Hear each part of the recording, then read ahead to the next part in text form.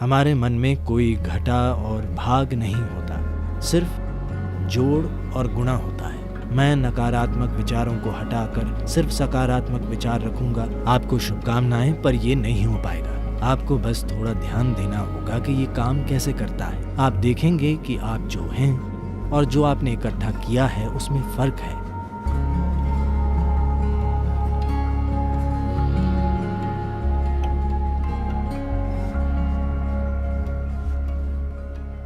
देखिए, जिस तरह ये सवाल पूछा गया है और जैसे इसका आम तौर पर उत्तर दिया जाता है, उससे लोग सोचते हैं कि नकारात्मक और सकारात्मक विचार जैसा कुछ होता है।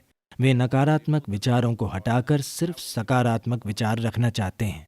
ऐसे लोगों से मैं बस 10-15 सेकंड का एक प्रयोग करने को कहूँगा। वे ज़बरदस्ती अपने मन से एक विचार हटाएं, जैसे अगले 10 सेकंड तक बंदर के बारे में मत सोचिए। बंदर का विचार न करने की कोशिश करें। आप देखेंगे कि आप बंदरों से भरे हुए हैं। तो मैं कह रहा हूं कि यह आपके मन का स्वभाव है, क्योंकि इस मन में तीनों पेडल रेस बढ़ाने वाले हैं। ब्रेक या क्लच नहीं है। आप जो भी दबाएंगे ये और तेज भागेगा। ऐसे मन के होते हुए नैतिक और धार्मिक शिक्षकों ने सिखाया है कि बुरी चीजों के बारे में मत सोचो। तब से वे हमेशा यही करने लगे। आप मन को ऐसे बिल्कुल नहीं संभाल सकते। इसके लिए आत्मज्ञान जरूरी नहीं है। अगर आप 2 मिनट आंखें बंद करें तो आप जान जाएंगे कि आप इस मन के साथ कोई जबरदस्ती नहीं कर सकते। तो मैं बुरे विचार हटाना चाहता हूं, इस दिशा में कभी मत जाइए, क्योंकि आप जो हटाना चाहेंगे वो आपका गुण बन जाएगा। वो हमेशा हावी रहेगा। तो मुझे क्या करना चाहिए? बात यह है कि मन की बुनियादी प्रक्रिया को समझे बिना, क्योंकि हमारा मन, इंसानी मन, धरती का सबसे जटिल कंप्यूटर है।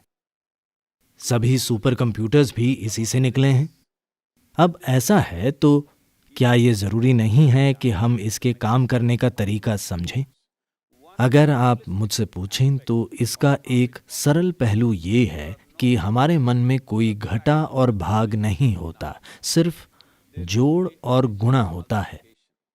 अगर आप इससे कुछ हटाना चाहेंगे तो ये कहेगा एक और। अगर आप बहुत जोर देंगे तो ये कई गुणा हो जाएगा। ऐसे मन में आप अच्छा और बुरा पहचान कर उन्हें हटाने की कोशिश मत कीजिए। सबसे पहले हमें ये समझना होगा This mind of yours, this body of yours is supposed to serve you. कि आपका ये मन और शरीर आपकी सेवा के लिए ही है। आपका जीवन महत्वपूर्ण है। शरीर और मन वे साधन हैं जिन्हें हमारी सेवा करनी चाहिए। अगर आप किसी गाड़ी में बैठें तो उसे वहीं जाना चाहिए जहां आप जाना चाहते हैं। अगर वो अपने हिसाब से चलने लगे तो उसका फायदा क्या है? वो सिर्फ परेशानी होगी।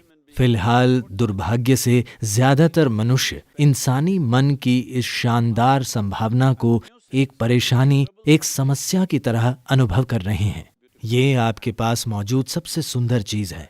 बस आपको इसके काम करने के तरीके पर थोड़ा ध्यान देना होगा। सबसे पहले यही करना होगा। इसी कारण हम एक सरल सी चीज, ईशा क्रिया लेकर आए। ये आपको आपकी शारीरिक और मानसिक प्रक्रिया से अलग करने के लिए है। आप जैसी एक चीज है जो मौजूद है। ये आपके सभी विचारों और भावनाओं और शारीरिक प्रक्रियाओं का जोड़ नहीं है। आप इन सब से परे हैं। अगर आप अपनी आंखें बंद कर लें तो कुछ नहीं दिखता, पर आप मौजूद होते हैं। आप अपनी आंखों की खिड़की से बाहर देखते हैं, पर आंखें बंद कर लेने पर आपका अस्तित्व खो नहीं जाता। आपका अस्तित्व तब भी होता है। तो अपने विचारों और भावनाओं से परे भी आप मौजूद हैं। So that you, the life that you are, this has to come into your experience.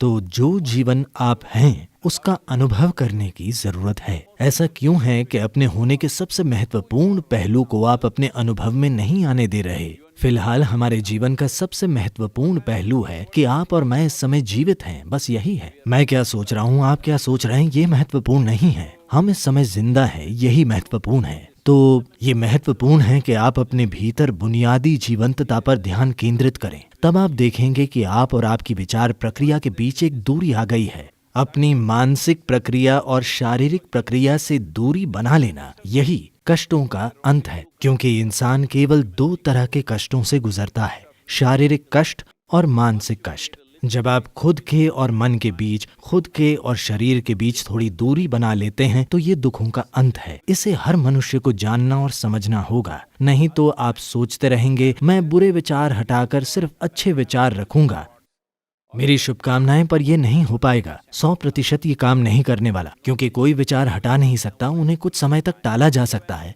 तो जब बुरे विचार आते हैं, आप कहें राम राम, शिव शिव, जो भी आप कहें, पर ये सिर्फ उनसे बचना हुआ, वो चले नहीं जाते। जिस पल आप उन्हें रोकते हैं वे बड़ी ताकत से फिर आएंगे, वरना वे आपके सपनों में वापस आ जाएंगे। तो ये बहुत महत्वपूर्ण है। सबसे पहले आपको समझना होगा कि आपका गुस्सा, नाराजगी, आपका जो डर है, जो भी नकारात्मकता आप पैदा करते हैं, आमतौर पर नाराजगी और गुस्सा हमेशा किसी दूसरे की ओर होते हैं।